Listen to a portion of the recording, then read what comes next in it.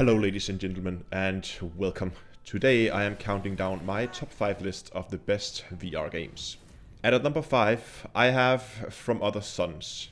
This is a first person slash third person VR shooter loot game. The whole premise of the game is that aliens are invading Earth and it's your job to get back before they do. You start off in a spaceship with some very basic weapons, and you then travel from star system to star system where you can encounter trade outposts, people in need, or pirates that you have to fight off. And as you do so, you collect better weapons, you collect upgrades to your ships, and you also need to make sure you have enough fuel to make the next jump. But don't wait around for too long, because remember, the aliens are hot on your heels. The game has some rather interesting movement mechanics, where when you move, the game goes from being first person to third person, where the camera will stay around from where you was before, while you can watch your character run around. Once your character then stops, the camera will then teleport to the character's new position.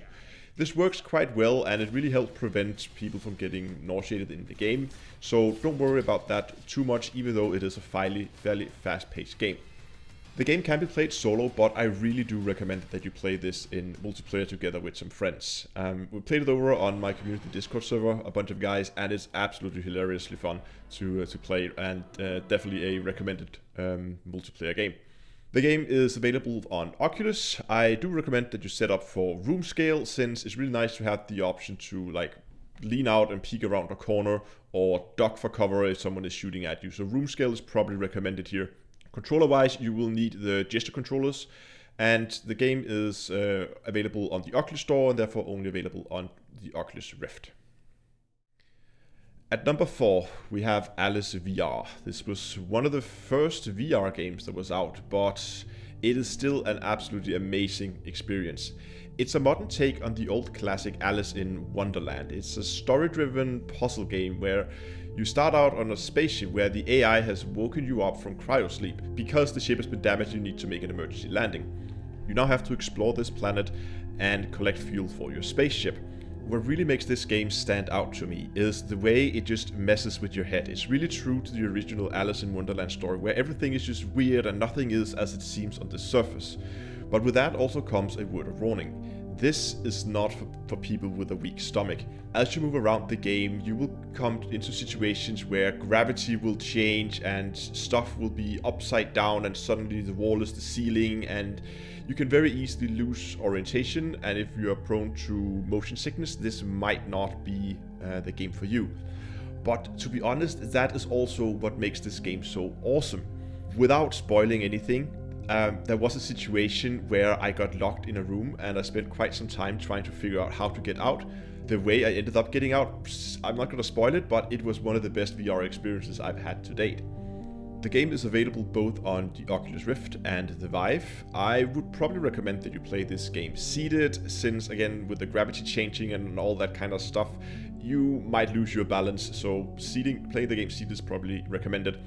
You can play the game on a gamepad with a keyboard and mouse, or with the gesture controllers, and the game is available on Steam. And at number 3, we have Adrift.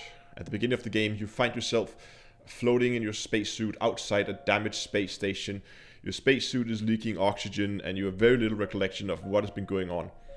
Your job is now to first and foremost survive, try to figure out what's going on, and then eventually make it back to Earth.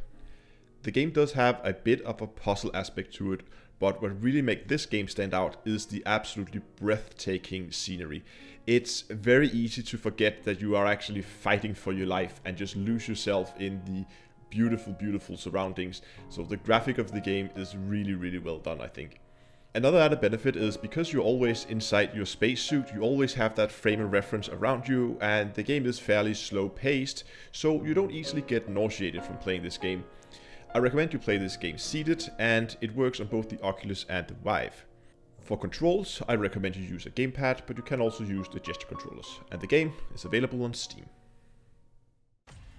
Moving on to number 2, we have Lone Echo, a story-driven exploration/puzzle game. The game is set in 2126, where you play as a service android aboard a mining station in orbit around Saturn. You are preparing to close down the operation as the last remaining human on the station, Olivia, is being reassigned to another task. But quickly, things take a turn for the worse as a space anomaly pops up and damages the station, and you scramble to keep Olivia alive while you together explore the anomaly. What really makes this game stand out for me is the way you get attached to the characters, and especially Olivia. You really get worried for her, you really want to make sure she gets to safety. And with some stunning graphics and some great gameplay added on top of that, this is really a game I can highly recommend. And if it turns out that you like this game, there's actually also a small spin-off game called Echo Arena, where two teams of players are pitched against each other to complete various objectives in a King of the Hill type gameplay. Both of the game is available on the Oculus Rift. You can play the game both seated and standing. You will need the gesture controllers, and the game is available on the Oculus Store. And finally, my all-time favorite VR game. It probably comes as a surprise to no one that it is Elite Dangerous. I don't even know where to start when I should describe Elite Dangerous. At the beginning, you find yourself at the commander seat of a small spacecraft, and from there it's just an open world sandbox with over 400 billion star systems. And you can do pretty much anything your heart desires, whether it's mining, combat, exploration. If you want to be a pirate or a space trucker, you can do that in Elite Dangerous.